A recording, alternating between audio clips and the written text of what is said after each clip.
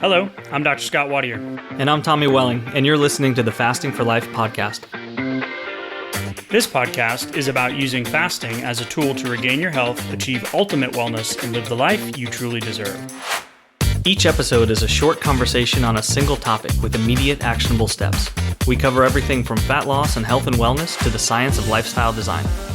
We started Fasting for Life because of how fasting has transformed our lives, and we hope to share the tools that we have learned along the way.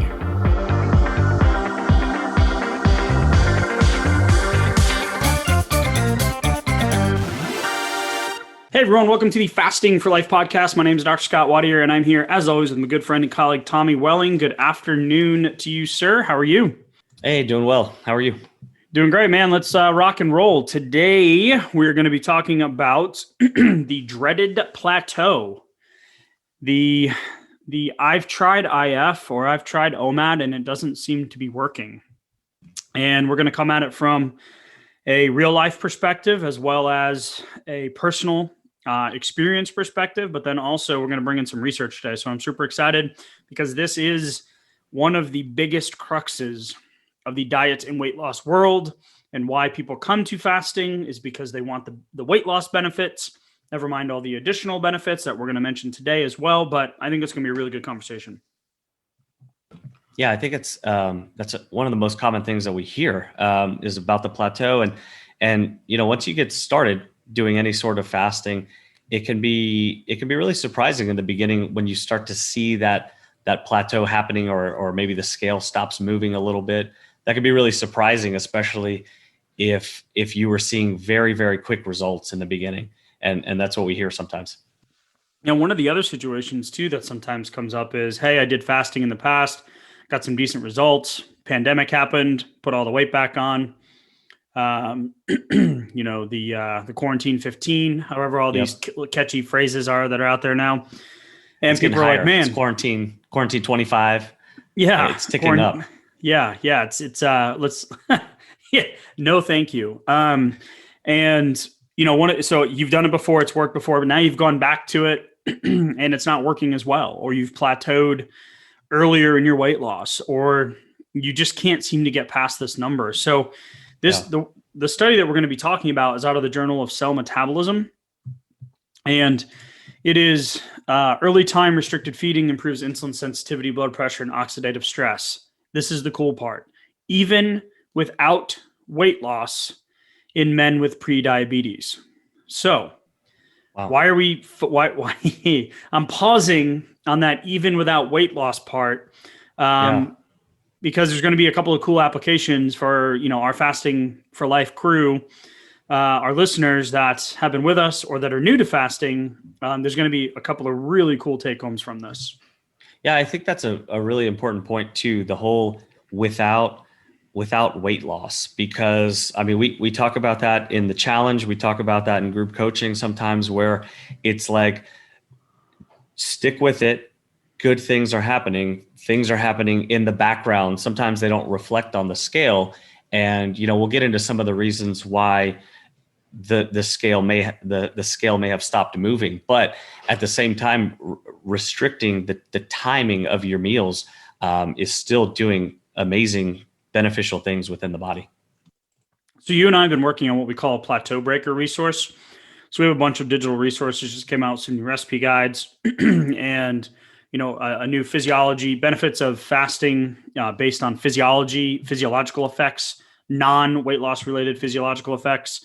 And, you know, it's once you get into the fasting or the insulin friendly lifestyle, where the focus is more on the insulin, the hormones, the lifestyle side of it, rather than the calorie counting, you know, eat less, move more side of it.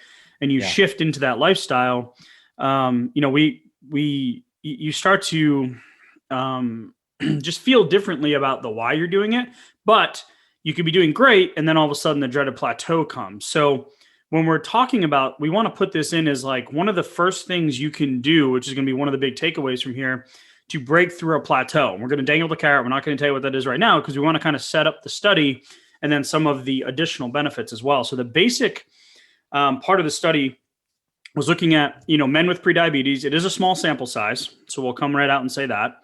There are, when we're looking at the time restricted feeding window, there was the group that had a 6-hour feeding window, and they finished by 3 p.m. So their last meal was at 3 p.m. And then the control group was a 12-hour feeding window. And we'll say this, the food was the same, and it was designed to maintain their weight. Yeah. So they had the exact same meals, the same number of calories, just within either a 12-hour window from 8 a.m. to 8 p.m. versus a 6-hour window from 9 a.m. to 3 p.m. And the biggest takeaway was that the time restricted feeding, right? So that eating and stopping at 3 p.m. At the period of 5 weeks and later, the restricted group improved insulin sensitivity, which is the effectiveness of your insulin, which is the undoing of prediabetes and diabetes. It increased your beta cell responsiveness, so the cells that actually produce the insulin. It decreased your blood pressure. It decreased your oxidative stress and appetite. Wow. So if I don't eat, right, Tommy, if I don't eat, I'm going to get more hungry, right? Wrong. No. Right. If I don't eat, my metabolism is going to slow down. No. Wrong. What are the other benefits? So it's not just getting the weight off is always a benefit, right? To the body. If you have weight to lose, if you've got, other health related conditions, getting the weight off is always going to be beneficial. Yeah. The weight is a stress on the body in and of itself. Right. So I think your realization of the last challenge that we did when we followed the new challenge schedule, eating earlier in the day was kind of an eye opener. Yeah, and we saw that reflected in this study too, because shifting the meal, we get a lot of intake forms for people coming into the challenge and doing plans, and most people, probably 80 to 90% of people, will say that dinner is their favorite meal if they had to pick one of the 3 major meals of the day. Which means most people, if they're doing a single meal, an OMAD, a 1 meal a day, they're doing dinner as that. But what we find is that our circadian rhythms are actually, they prefer a meal earlier in the day if you're going to choose one. And this research study shines some evidence towards that too. And during our last challenge, I was following along with our protocol, our meal timing. And what I realized was that shifting my eating towards earlier in the day, focusing more on a lunch or a very, very early dinner, being done eating by 2 or 3 o'clock in the afternoon, as opposed to 7 or 8 o'clock in the evening, I was feeling much, much better. It's like I had enough time to just start actually, not feeling the food anymore, not feeling the effect on much of an insulin response, just going to bed feeling better and then waking up feeling better as well. And it was even making those longer fasts, whenever we start stacking them up during the challenge, it made those actually easier too. So I just thought it was really cool. And I see exactly why the study points towards some of those things too. Yeah, and the cool thing was that one of the takeaways was that your hunger in the evening actually goes down. So compared to the 8 a.m. to 8 p.m. group, you actually had less hunger when you stopped eating earlier in the day, which I believe it. Yeah, I never was like I'll pick my my lunch is my meal. I'm usually by myself. I usually am working. It's never my first go-to, right? And breakfast isn't my most favorite. I like breakfast foods, but I like them at night. But it was really cool to see, that the actual study backed up that the people reported their cravings to be much less. Yeah, and I mean, if you think about it, it makes sense too, because we always feel that really strong hunger pang, just within a couple of hours of eating, usually maybe in that 3 to 4 hour kind of mark. So if it's been longer than that, those hunger pangs start to subside and we feel a lot less hungry. So it definitely made total sense to me too. So applying this to one of the plateau breaking kind of conversations, I guess, is if you are stuck and you are typically one of the 80% of the people that, let's say 8 out of 10 people that come to us pick their one meal a day or their eating window later in the day, and you've stuck or you're just not seeing the results, one of the first things you can do is simply changing your time, changing your meal time. Switch to a lunch or switch to something that we love to do, which is getting to that 30-hour window, which is doing a early lunch to a later dinner the following day, which helps you break through that 24-hour plateau, right? We call it the springboard. But this is one of the first things is like, if you're stuck or you're not seeing the results, then easiest thing to do is, either push the window. And if you're new to it, probably not something you're going to do readily, or some people will, some people won't, but you can simply just change the time of the meal that you eat. Yeah, I think that's a great point, because it can definitely kickstart the scale again. It can kind of reinvigorate and make it, just like you said, a little easier, because if you do a lunch to lunch, a 24-hour fast, that next day is going to be even that much easier to go lunch to dinner. So to do a 30-hour right on top of that, and I find those to be much easier to do than going starting a longer fast after having a dinner as my last meal before a longer fast. One other thing here that I found pretty interesting was their food makeup was definitely interesting to me. It was 50% carb, 35% fat, and 15% protein. So any foodies out there, any nutritionists, any dietitians, any weight loss folk, any personal trainers, right? You're going to be listening and go, wait a minute, that is not nearly enough protein. Now they did this to maintain the weight, right? Right. But I would love to flip those numbers, right? And put the protein on the 40 to 50% end and put the carbs on the 15 to 20% end. And if they did that, I would hypothesize that people in the study would actually lose weight because they have less time with insulin elevated in their body. So their body has more opportunity to burn fat. Yeah, I think the numbers that we see in the results could even be a little more striking with a different macronutrient breakdown for sure. So, it goes to show you though that, an OMAD, a one meal a day, looking at something like that, this was actually, the 6-hour feeding window, it was still broken up into 3 different meals, but within a 6-hour eating window, they were taking in the same number of calories and the same macronutrients. So to be getting these kind of benefits while seeing the scale at the exact same number, I think is just really, really powerful. Yeah. So if you're sitting here going, okay, what's the takeaway here? Well, there's a couple different takeaways. One, we already talked about the plateau breaker, right?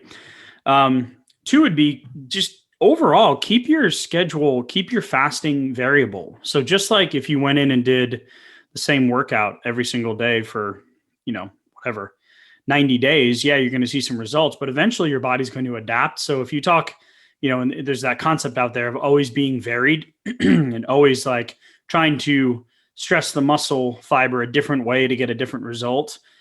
Keep your flexibility open. You don't have to be strict with your one meal a day only being dinner. Mix it up. Put in your non-negotiables, put in your date nights, put in your family dinners, put in your work lunches, whatever it is, and know that you're still going to be getting all of these additional benefits, that we mentioned in the beginning, all the while possibly breaking through a plateau or at least maintaining, maybe after a more aggressive fat loss phase. So say you've lost 20 pounds and you're like, wow, okay. Well, now you actually have a tool to know that you can maintain your weight and still get all these other physiological benefits of the decreased insulin, the increased insulin sensitivity, the increased beta cell function, the decreased blood pressure, the decreased oxidative stress, the decreased appetite in the evening.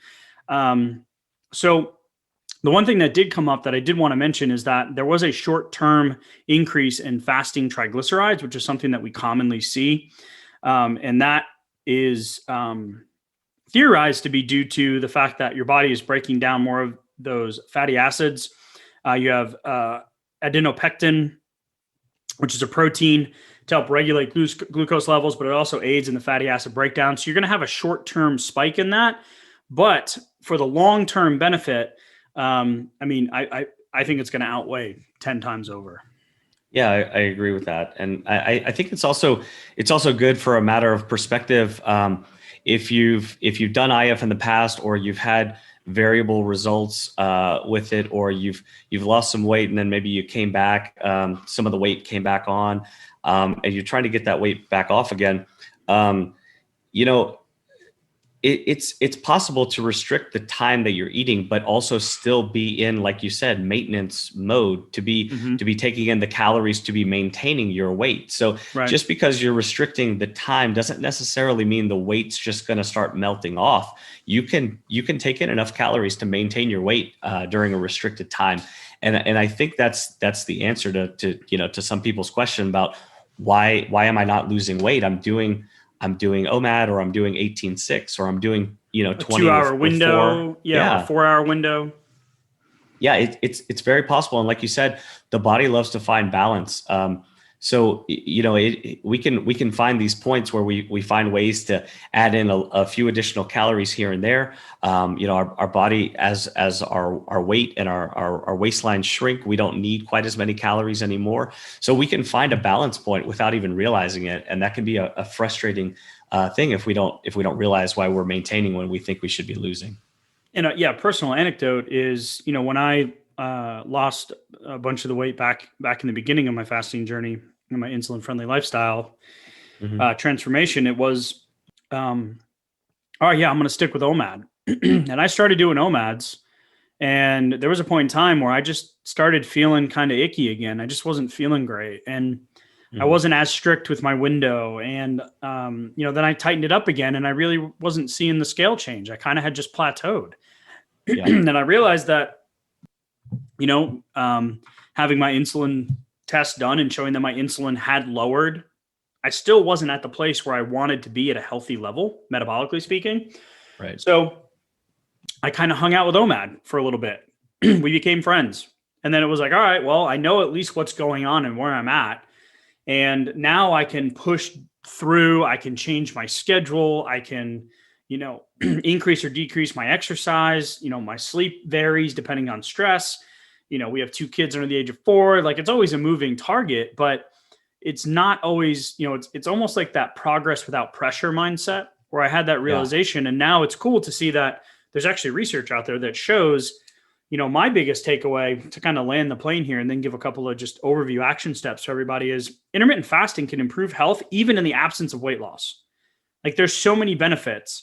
If you're not losing weight, you're still getting a health benefit, especially in terms of the cardiometabolic kind of effects. Yeah, I think that's huge, because the things that are happening in the background, you may not even see on a standard blood profile, but there's amazing benefits that are happening that will continue to happen. The body is, it thrives on keeping insulin levels lower longer than what a lot of us have become accustomed to in kind of a standard American diet, if you will. And one of the benefits that, I don't remember if we mentioned it or not yet, but just the quick decrease in the blood pressure, and maybe you did, but just the blood pressure change that happened quickly, I thought was big. And we hear that a lot in the challenges too, as people kind of get into fasting. Even just over a few days, it can be kind of surprising. And, that's just another amazing benefit. I just love seeing this stuff, and, seeing the research support what we're seeing too. Yeah, and what we're seeing, what we're experiencing, what we're hearing from people, so when we talk about all these different physiological things that are taking place, I mean, it's really reducing your ectopic fat accumulation, reducing your chance of stroke, reducing your chance of diabetes, which are, I don't know if you guys have seen recently, but the insulin costs have gone through the roof lately, where people are having trouble. If you've gotten to that point where you need insulin, you have an opportunity here to change your path, right? And it's just so cool to see that it can be done so simply, and you can still enjoy your life. You can still have a life. You're not always dieting, right? And you still have the ability to live and still be getting health benefits. So if you are new to fasting, if you've been with us for a while, we have a resource on the website, www.thefastingforlife.com, thefastingforlife.com. You can go. We will send you and email you a 1-page fast start guide on how to put 1 meal a day fasting into your day-to-day life. That PDF actually applies to any fasting window you'd like to use. And then just a couple of announcements. We have another challenge. We've actually already had some people asking for it, Tom. I don't know if you saw that in our email, asking for the registration page for the next challenge. We have a waiting list. Mm-hmm. Yeah, I know. We just finished the last one, right? It just feels that way anyway. Maybe it's because we were off the grid for a week and had no cell service and couldn't drive anywhere because the roads were icy and just completely had a loss of connection with the outside world for a week. But remind me. Sorry, I didn't mean to bring that up. So that is coming up on March 18th. So keep a lookout for that. And as always, Tommy, thank you, sir. Appreciate the conversation. Hopefully we landed the plane for some people today. I know for me, it was reassuring. And again, always eye-opening and enlightening as we kind of continue on this fasting journey. And with that, we'll talk to you soon. Yeah, thanks. Bye. So, you've heard today's episode, and you may be wondering, where do I start? Head on over to thefastingforlife.com and sign up for our newsletter, where you'll receive fasting tips and strategies to maximize results and fit fasting into your day-to-day life. While you're there, download your free Fast Start guide to get started today. Don't forget to subscribe on iTunes, Spotify, or wherever you get your podcasts. Make sure to leave us a 5-star review, and we'll be back next week with another episode of Fasting for Life.